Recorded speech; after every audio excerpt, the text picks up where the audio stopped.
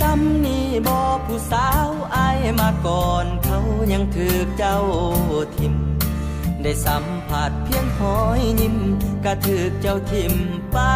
แบบบ่แคร์หักเจ้าจนเมิดหัวใจแต่สุดท้ายก็ยังพ่ายแพ้เมิดสิทธิ์สิไปดูแลมาก่อนได้แต่นั่งกินน้ำตามาทีหลังดังกูเข้ามาทีหลังดังกูเขาได้ทูลหัวเขาได้ทั้งตัวทั้งใจมาทีหลังดังกูคนนำตาหัวก็คงเป็นอายหมดแล้วความหมายโอกาสตายของอายพังเพซ้ำนี่บอกผู้สาวอายมาก่อนเขายังถือเจ้าปล่อยหัวใจสะวอยวอยวอยน้อยใจแท้เดอยากเปลี่ยนกับเขาเดล่ะอยากมาซาถ้าเจ้าโอเคก็คนมาก่อนต้องหัวใจเพคืออายเดนา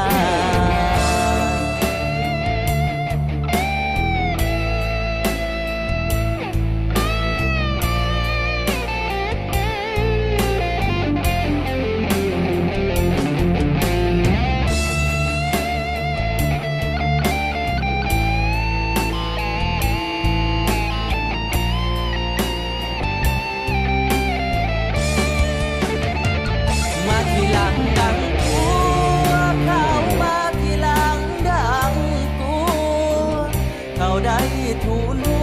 วเขาได้ทั้งตัวทั้งใจมาทีหลังดังปัวคนนำตาหัวก็คงเป็นอาย